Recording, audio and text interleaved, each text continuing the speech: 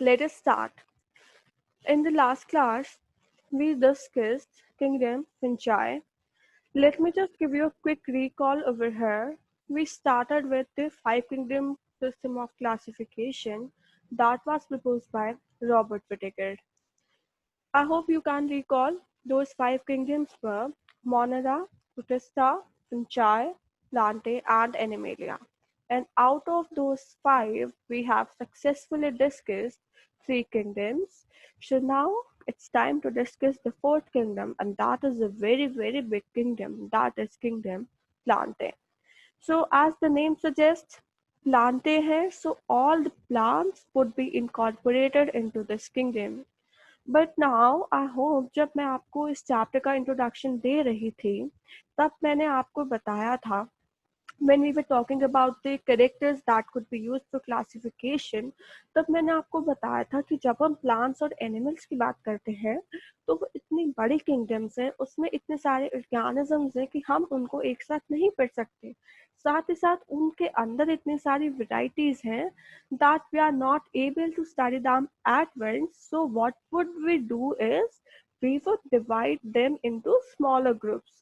और अभी भी यही होगा that we would divide them into smaller groups, and what we are going to do is we are going to study those smaller groups so that we are able to study the complete kingdom Plante as a whole. So let's start with this kingdom. Now we are very obvious with some basic characters क्योंकि हम already वो flow chart पढ़ चुके हैं. और flow chart में हमारे mind में अभी तक बहुत क्लियर है कि मोनेरा को छोड़कर बाकी सारे किंगडम्स हैं वो यूकेरियोट है. सो ऑब्वियसली इसके लिए भी यही अपेयर होगा कि जो प्लांटे हैं वो यूकेरियोट है. देन आफ्टर दैट क्या होगा, क्योंकि हम डिस्कस कर चुके हैं कि प्रोटिस्टा को छोड़कर बाकी सब यूकेरियोटिक मल्टीसेलुलर है. सो these organisms are also multicellular. And we are well aware that the plants are autotrophic, means they can prepare their own food, and the process that is involved is photosynthesis, and the substance that is used in photosynthesis is chlorophyll. ये आप सब लोग अपनी lower classes में पढ़ चुके हैं. And obviously the name also depicts planting है, so all the plants are included in this group. So now, again, the same obvious thing that we have discussed earlier as well कि ये kingdom बहुत बड़ी है, and in addition to that, इसमें बहुत सारी varieties मिलती हैं. So that's why this kingdom is divided into the smaller groups. Now again, फिर से बात आ गई क्योंकि जब हम इसको smaller groups में divide कर रहे हैं तो ultimately हम क्या कर रहे हैं, classification ही तो कर रहे हैं ना. फिर जब हम क्लासिफिकेशन की बात कर रहे थे in the earlier classes, we discussed that we need to decide some basic characters on the basis of which we can classify the organisms. Now again we are going to divide kingdom Plantae, so we need to decide some basic characters on the basis of which we will divide kingdom Plantae. So see, there are some basic characters like we have decided whether the plant body is well differentiated into distinct parts or not. Now do not get confused by this term that what are the distinct parts. Obviously you know the parts of the plant, and the parts of the plant are roots, leaves, stem, flowers. Obviously you know, right, that these are the parts of the plants. So we will see if the plant body is differentiated into all these parts or not. Then, after that, we will also see if the plant has some distinct and special tissues for the transport of water and other substances. And by this time, when you have already studied the chapter tissue, you should be well aware that the plants have special tissues for the conduction of water and minerals, and they are called as vascular bundles. And the name of those vascular bundles are xylem and phloem. So we will also see that if the plants have vascular bundles or not. After that, the next point that we will consider for the classification is the ability to bear seeds, if they can bear seeds or not, and also if they bear seeds, if they are enclosed within the fruits or they lie there just naked. So these are the four basic characters. You should remember these characters because if you do not, you will not be able to understand it completely. Okay. So I hope this point is clear to you. If not, just write down your query and I'll get back to you in the last 5 minutes. So let's move on to the next slide, which will help you to understand this topic more clearly. So this is the flow chart of the plant kingdom, and let me explain you this flow chart with the help of the basics that we have just discussed. अभी तक हम discuss कर रहे थे, सबसे पहला feature जो हमने डिस्कस किया था कि हम देखेंगे कि प्लांट्स के पास डिफरेंशिएटेड प्लांट बॉडी है या फिर डिफरेंशिएटेड प्लांट बॉडी नहीं है. तो recall you with this topic again, differentiated plant body का मतलब था कि प्लांट की body roots, leave, stems, flower में डिफरेंशिएटेड है. मतलब उनकी बॉडी पे अलग अलग सब कुछ दिखता है कि रूट्स ये हैं, स्टेम्स ये हैं, लीव्स ये हैं, या फिर नहीं दिखता. तो ऐसे प्लांट्स जिनके पास डिफरेंशिएटेड प्लांट बॉडी नहीं है, उनको हमने एक ग्रुप में डाल दिया है और उस ग्रुप का नाम है थैलोफाइटा.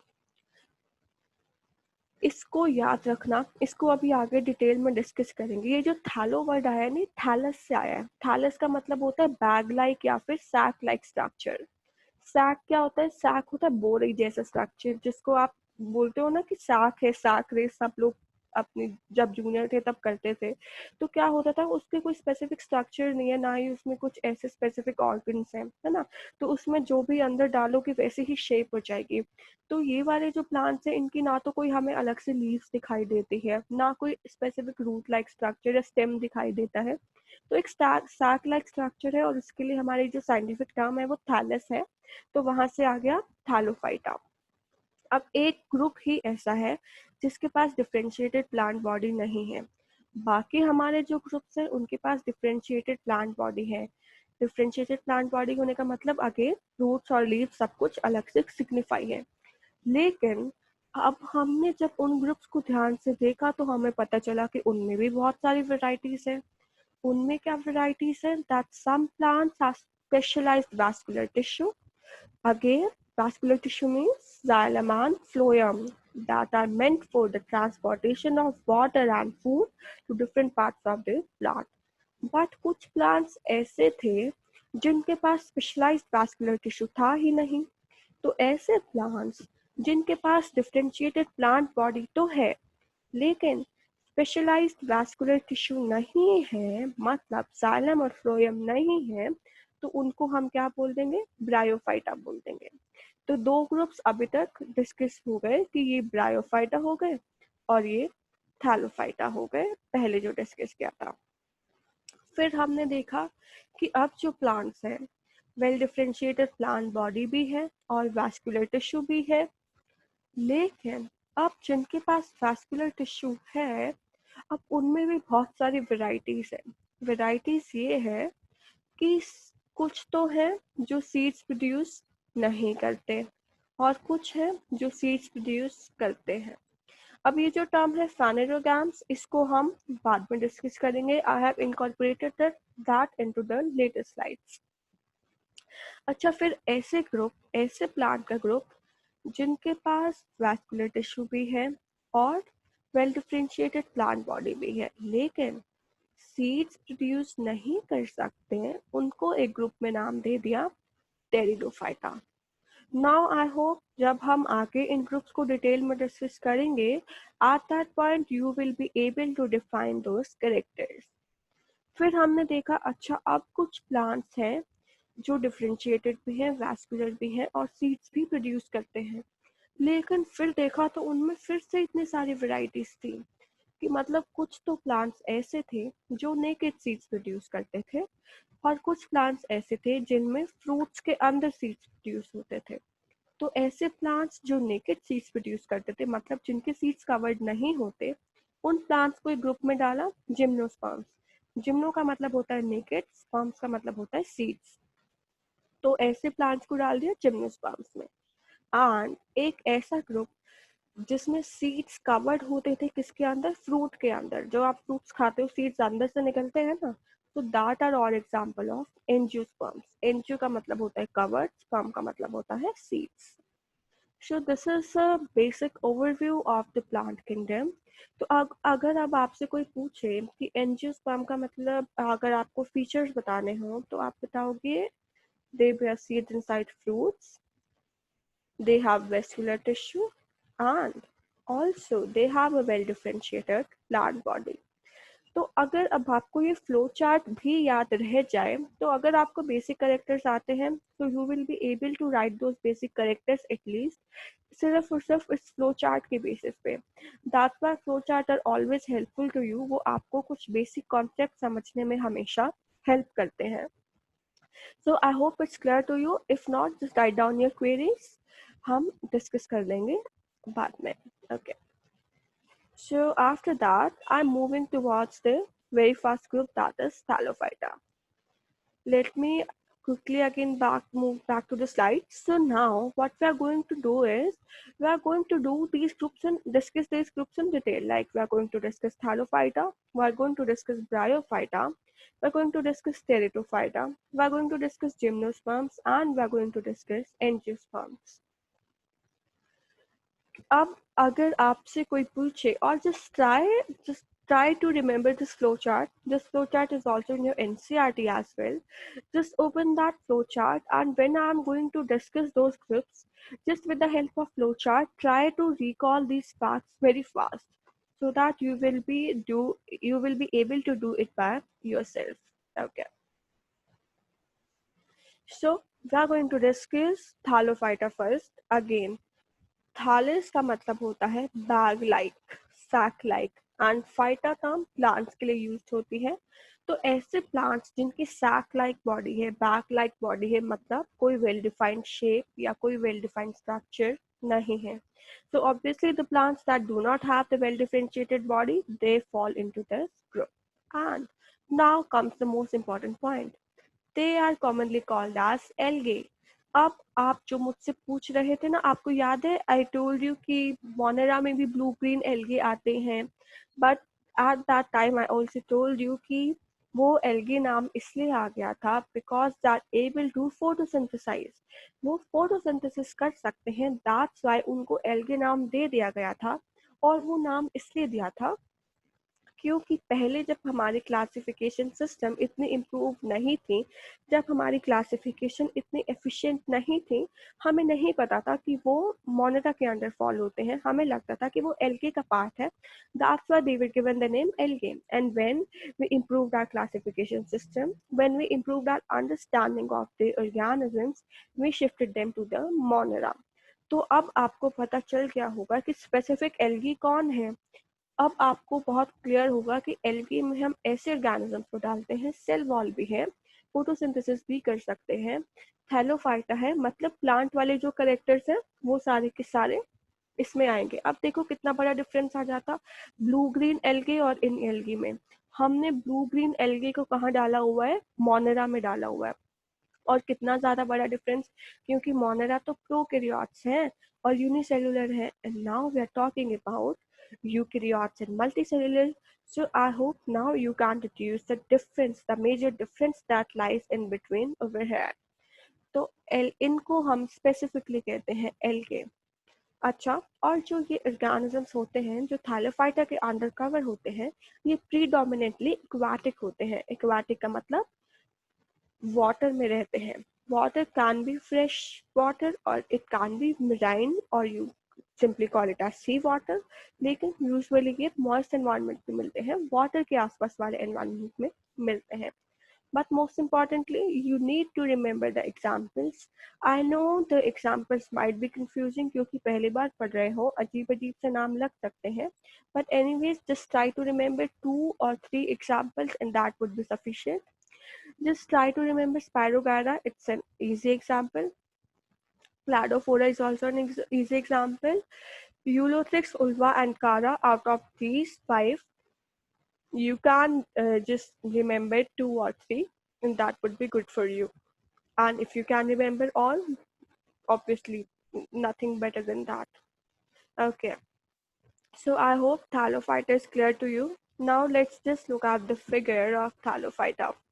देखो ध्यान से, कहीं कहीं कोई ऐसा स्पेसिफिक हमें दिख नहीं रहा कि कुछ स्टेम है या कुछ अलग से लीफ है।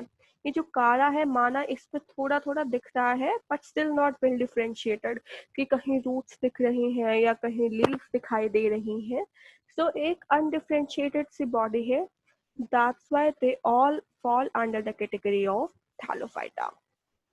You do not need to draw the diagrams of this chapter, and but you need to remember the examples of all the categories, of all the kingdoms, of all the subgroups, of all the phylums that we are going to discuss in this chapter. So from this figure, you only need to remember the examples, the names of the examples, and this figure is for reference purpose, that you can see that there is no well differentiation in the body of these plants. Okay.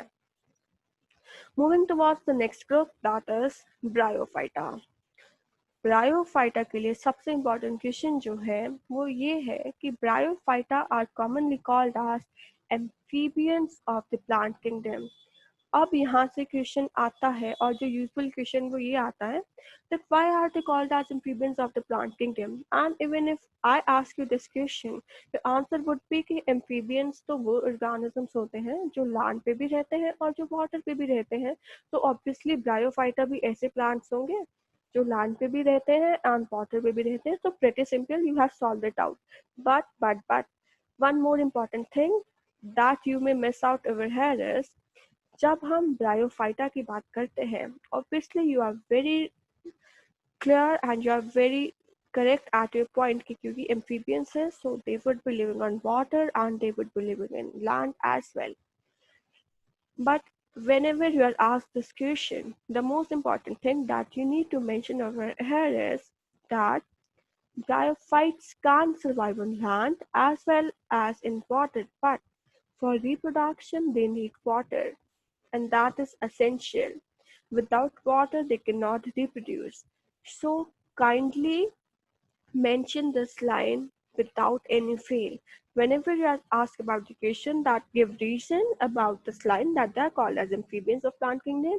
So do not forget to mention that they need water for their reproduction. But importantly, yes, you are right that you have guessed it right that they can live on land or in water as well.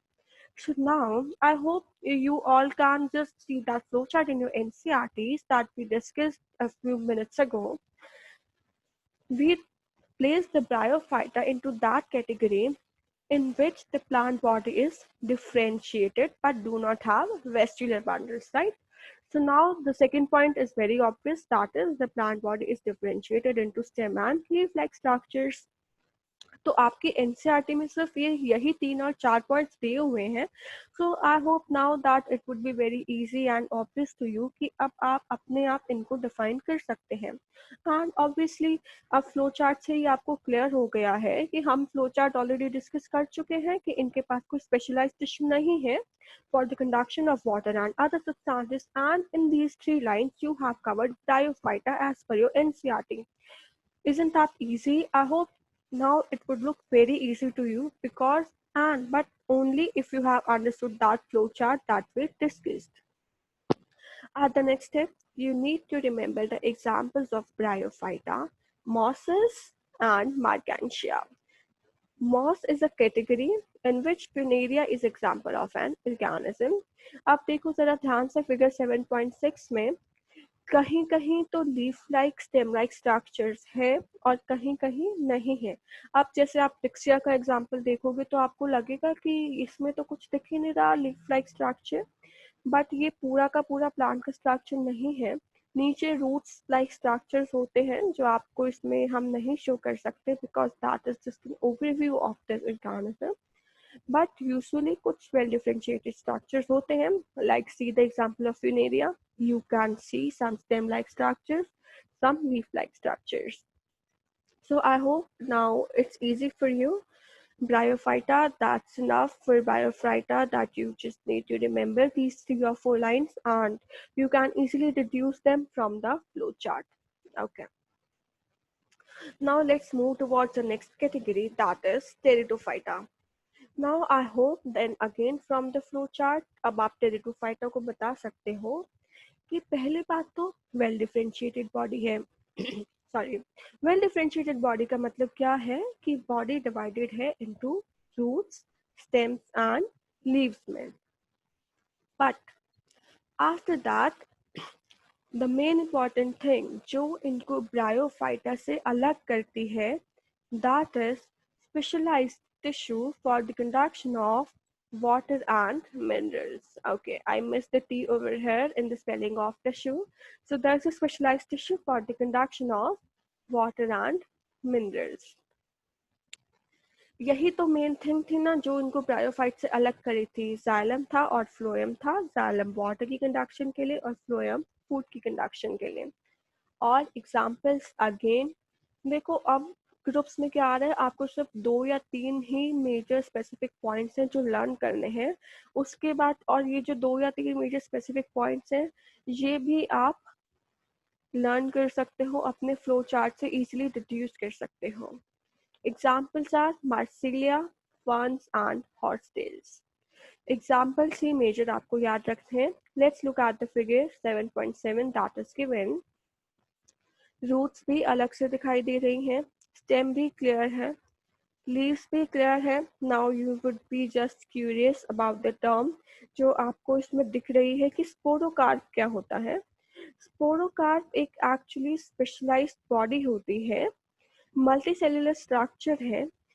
जिसमें spore producing structures bear होते हैं अब आपको ये समझ नहीं आएगा कि स्पोर प्रोड्यूसिंग स्ट्रक्चर्स क्या है एक्चुअली ये स्पोर्स के थ्रू रिप्रोड्यूस करते हैं और इनके अंदर स्पोर प्रोड्यूसिंग स्ट्रक्चर्स पेयर होते हैं so that is the topic of higher classes you usually studied at the level of class 11 so now just for class 9 just remember that this is a structure which helps in the reproduction okay so that is it for pteridophyta I hope it's very clear and obviously it's very easy as well now let's move towards the next group that is gymnosperms, but before moving to gymnosperms, there are some specific notifications, there are some specific points that you need to keep in your mind. कुछ terms दी हुई हैं आपको और वो आपको याद रखनी बहुत ज़रूरी है सबसे पहले डिस्कस कर लेते हैं क्रिप्टोग्राम्स क्रिप्टोग्राम्स ऐसे प्लांट्स होते हैं जिनमें रिप्रोडक्टिव ऑर्गन्स बहुत हिडन होते हैं या इनकॉन्स्पिक्यूस होते हैं इनकॉन्स्पिक्यूस का मतलब होता है कोई बहुत ज़्यादा नोटिसेबल नहीं होते बहुत छोटे छोटे से होते हैं हिडन होते हैं और इनका एग्जांपल है थैलोफाइटा ब्रायोफाइटा एंड टेरिडोफाइटा तो अभी तक हमने जो डिस्कस किया है वो हमने क्रिप्टोग्राम्स डिस्कस किए हैं अब हम क्या डिस्कस करेंगे फैनेरोग्राम्स डिस्कस करेंगे so I hope now you can recall जब मैं आपको फ्लो चार्ट मैंने आपको दिखाया था let me just get back to the flow chart quickly अब मैंने आपको जब यहाँ पे प्रोड्यूस सीड्स वाला दिखाया था तो देयर वाज अ टर्म है phanerogams so now we are going to discuss phanerogams I told you that we will discuss it in detail so now it's clear to you कि अब cryptogams और phanerogams में क्या difference है so now let's discuss phanerogams मतलब ऐसे plants जिनमें well differentiated reproductive parts हैं और वो well differentiated parts ultimately seeds बना देते हैं ऐसे प्लांट्स को हम क्या बोलते हैं phanerogams and examples are very obvious that examples are gymnosperms and angiosperms देखो क्योंकि sperms दोनों में आ रहा है सीड्स का मतलब इसका मतलब क्या होता है सीड्स है seeds can be either covered or they can be naked so that we would just study them in detail but I hope it's clear to you and kindly mark them as important क्योंकि usually आपसे यहाँ से question पूछ लिया जाता है that define cryptograms और phanerogams usually 1 mark के क्वेश्चन आपसे पूछ लिया जाता है so now one more important thing that you need to remember is that now because we are going to study about phanerogams that is the plants that are able to produce seeds so kindly remember that seeds are the result of sexual reproduction and they also consist of embryo and stored food in between them embryo मतलब वो part जिससे एक नया जो plant है वो produce हो जाएगा फॉर एग्जाम्पल अगर आप किसी सीड को सॉइल में दबा देते हो तो उससे क्या होता है एक नया प्लांट इमर्ज हो जाता है ना तो वो नया प्लांट कहाँ से इमर्ज हुआ वो नया प्लांट ऐसे ही इमर्ज हुआ क्योंकि उसके अंदर एम्ब्रियो था ऑलरेडी और स्टोर्ड फूड भी है। सीड्स तो सब खाते हैं। जो हम ब्लैक ग्राम खाते हैं, व्हाइट ग्राम खाते हैं, वो सब किसके एग्जाम्पल है? सीड्स के ही तो एग्जाम्पल है। तो उसमें क्या है, स्टोर्ड फूड है, आप उसको फूड के लिए ही कंज्यूम करते हो ना। और साथ ही साथ लेकिन उस फूड का एक और भी इम्पोर्टेंट काम है। क्या है कि अगर उस एम्ब्रियो से जर्मिनेशन होती है, मतलब उस एम्ब्रियो से अगर एक नया प्लांट इमर्ज होने लगता है, तो वो फूड क्या करेगा, वो फूड उस एम्ब्रियो की ग्रोथ में हेल्प करेगा जर्मिनेशन के टाइम। मतलब अगर उस एम्ब्रियो से नया प्लांट इमर्ज होगा, तो उस प्लांट को इमर्ज होने के लिए कुछ ना कुछ तो न्यूट्रिशन चाहिए ही चाहिए। तो वो न्यूट्रिशन कौन देगा? जो उस सीड में स्टोर्ड फूड है। Now we have already discussed कि अब हम सीड्स की बात करने वाले हैं, अब हम फेनेरोगाम्स की बात करने वाले हैं। So if the seeds are naked, they would be called as gymnosperms, and if the seeds are covered, they would be called as angiosperms. Okay, so now let's move towards the next slide. We are going to discuss gymnosperms. And kindly remember that this topic is going to be very easy, and I hope that it would seem easy to you as well. तो बस NCERT के हिसाब से यही easy easy से 2-3 characters discuss करने हैं कि जिम्नो का मतलब नेकेड है, स्पर्मा का मतलब सीड्स है। तो ऑब्वियसली दिस ग्रुप पे are naked seeds, that is very obvious, हम 4-5 बार डिस्कस कर चुके हैं। तो अब इसके बाद आपके पास जो टर्म आ रही है ना, जो थर्ड पॉइंट है, ये आपको थोड़ी सी कंफ्यूज कर सकती है। कि जो पॉइंट है that is they are usually perennial. Perennial का मतलब होता है, हम पेरिनियल यूजुअली उन प्लांट्स के लिए यूज करते हैं जो 2 या 2 साल से ज्यादा इजीली सरवाइव कर जाते हैं, उनको हम पेरिनियल बोलते हैं। तो 2 साल से ज्यादा मैक्सिमम 10, 12, 15, 20, 50 हो सकते हैं, बट यूजुअली जो 2 साल से ज्यादा कर जाते हैं उनको हम पेरिनियल बोल देते हैं। क्योंकि जब आप हायर क्लासेस में जाओगे तब आप पढ़ोगे कि बहुत सारे प्लांट्स ऐसे हैं जो लिमिटेड टाइम तक ही रहते हैं, लाइक एक growing season, 2 growing season, 1 year, या उसके बाद वो अपनी लाइफ साइकिल कंप्लीट कर लेते हैं। जैसे हमारे क्रॉप प्लांट्स है, व्हीट है, राइस है, तो वो एक बार एक सीजन ग्रो करने के बाद हमें दोबारा से नए प्लांट्स उगाने पड़ते हैं। तो पेरिनियल एक जनरल टर्म है उनके लिए जो 2 साल से ज्यादा ग्रो कर जाते हैं। एवरग्रीन, आप सबको पता है कि हमेशा ग्रीन रहते हैं, तो ऐसे प्लांट्स को एवरग्रीन बोलते हैं। और वुडी प्लांट्स है, मतलब वुड, जो बाहर वाला स्ट्रक्चर है वो वुडी होता है। देन एग्जाम्पल पाइन एंड देवदार, ये 2 एग्जाम्पल है। साइकस भी एग्जाम्पल है जिम्नोस्पर्म्स का, तो ये आप याद रखेगा। एंड ऑब्वियसली नाम से ही क्लियर है और इसके करेक्टर्स आप इजीली लिख सकते हैं। After that, the last part, that is angiosperms. Angio का मतलब क्या होता है? कवर्ड। स्पर्म का मतलब क्या है? सीड्स। तो ऐसे प्लांट्स जो कवर्ड सीड्स बेयर करते हैं, they are called as angiosperms. अब एक बात याद रखना, इनको हम फ्लावरिंग प्लांट्स बोलते हैं। यही प्लांट्स हैं अकेले जो फ्लावर प्रोड्यूस करते हैं, एक यही ग्रुप है अकेला जिनमें फ्लावर प्रोड्यूस होते हैं। जिम्नोस्पर्म्स में फ्लावर प्रोड्यूस नहीं होते। फिर क्योंकि हम इनको बोल रहे हैं कि इनके कवर्ड सीड्स हैं, तो सीड्स कहाँ कवर होंगे? ऑब्वियसली फ्रूट में ही कवर होंगे ना। फ्रूट्स खाते हो तो आपको सीड्स कहाँ मिलते हैं? फ्रूट के अंदर मिलते हैं। तो अब एक बात ध्यान रखना, शायद आपने अपनी लोअर क्लासेस में भी पढ़ा होगा कि जब आप एक फ्लावर के पार्ट पढ़ते थे तो उसमें आप फीमेल रिप्रोडक्टिव पार्ट पढ़ते थे कि स्टिग्मा होता था, स्टाइल होती थी और ओवरी होती थी। तो फिर आप पढ़ते थे कि फर्टिलाइजेशन के बाद जो ओवरी है वही फ्रूट में चेंज हो जाती है और ओवरी के अंदर ही सीड डेवलप होते हैं। So I hope third point is very obvious to you कि जो ओवरी है वही मॉडिफाई हो जाती है फ्रूट बनाने के लिए।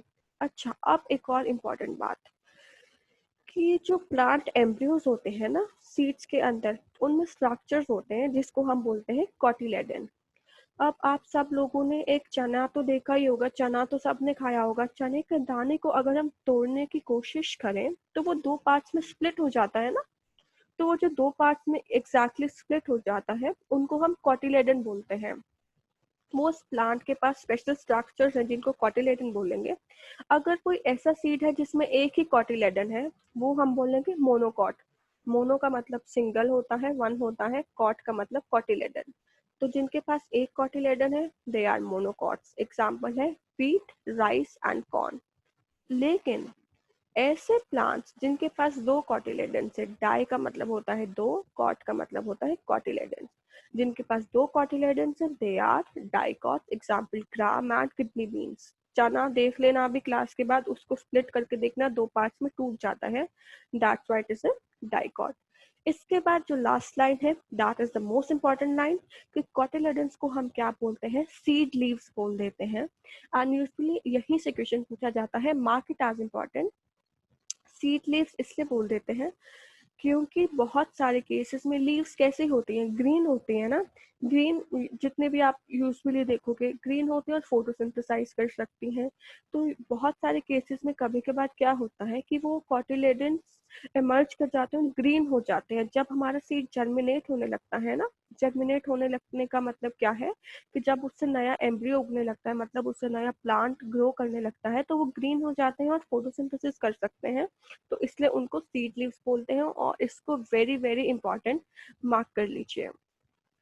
So after that one more important thing, ये आपकी एनसीईआरटी में नहीं है लेकिन सीबीएसई ने सिलेबस में प्रिस्क्राइब किया हुआ है, difference between monocot and dicot, and you need to remember these. कभी कभार क्वेश्चन पूछ लिया जाता है। तो first is one cotyledon, two cotyledon, obviously very obvious. अच्छा, उसके बाद जो तीन एग्जाम्पल, जो तीन डिफरेंस है ना, ये आपको याद रहने चाहिए, आपकी लैब मैनुअल में भी मिलेगा। वैस्कुलर बंडल स्कैटर्ड है और रिंग पे अरेंज्ड है। वैस्कुलर बंडल्स क्या है, जाइलम एंड फ्लोएम। तो ये स्कैटर कैसे होंगे कि लेट मी शो यू, कि या तो ऐसे हो सकता है कि जाइलम कहीं ऐसे प्रेजेंट हो और फ्लोएम कहीं ऐसे प्रेजेंट हो, मतलब स्कैटर्ड अमाउंट में प्रेजेंट हो, और रिंग में मतलब एक जाइलम की रिंग और एक फ्लोएम की रिंग। तो ऐसे अगर डिफरेंस आ जाता है, ये मोनोकॉट्स और डाइकॉट्स में ऑब्जर्व होता है। देन इसके बाद आपको थर्ड पॉइंट जो है कि मोनोकॉट्स में एडवेंटिशियस रूट्स होते हैं और डाइकॉट्स में टैप रूट्स होती हैं। सी, एडवेंटिशियस रूट्स और टैप रूट्स क्या हैं कि जो मेन रूट इमर्ज होती है ना प्लांट के बेस से, उसको हम टैप रूट्स बोलते हैं। और उस टैप रूट को छोड़ के कभी कभार ऐसा होता है कि प्लांट के बाकी पार्ट से भी रूट्स इमर्ज होने लगते हैं। जैसे एग्जांपल बनियन ट्री है, बनियन ट्री में आपने देखा होगा कि बहुत बड़ी बड़ी रूट स्टेम से इमर्ज हो रही होती हैं, जो ऐसे लगता है स्टेम है बट एक्चुअली वो क्या होती है, रूट्स होती हैं। तो ऐसे रूट्स को हम बोलते हैं एडवेंटिशियस रूट्स। इसके बाद लास्ट है, दे शो पैरेलल वेनेशन, दे शो रेटिकुलेट वेनेशन। पैरेलल का मतलब क्या होता है, अगर ये एक लीफ है ना, लीफ में आपने देखा होगा एक मिडरिब होती है, मिडरिब के साथ साथ छोटी छोटी लाइंस होती हैं अंदर, उनको हम वेन्स बोलते हैं। आज जाके कोई लीफ देख लेना, तो अगर ये ऐसे पैरेलल है एक दूसरे के साथ, मतलब एक दूसरे को टच नहीं करती, उसको हम बोलते हैं पैरेलल वेनेशन। वेनेशन का मतलब होता है arrangement of veins and midrib. कोई भी अगर ये लीफ है तो मिडरिब और इसके बीच में छोटी छोटी वेन्स होती हैं, तो इनके अरेंजमेंट को हम वेनेशन बोल रहे हैं। तो ये तो पैरेलल वेनेशन है। रेटिकुलेट का मतलब होता है नेटवर्क लाइक। तो नेटवर्क लाइक ऐसी होगी कि एक तो मिडरिब है, अंदर जो वेन्स है ना वो नेटवर्क बनाएंगी ऐसे, देखो ध्यान से। आज जाके अलग अलग लीव्स देखना और उनकी वेनेशन ऑब्जर्व करना। तो ये ऐसे अगर आपको कुछ ऑब्जर्व होगी जो नेटवर्क बना रही है veins, so they would be called as reticulate venation. So I'm stopping this over here. Just wait.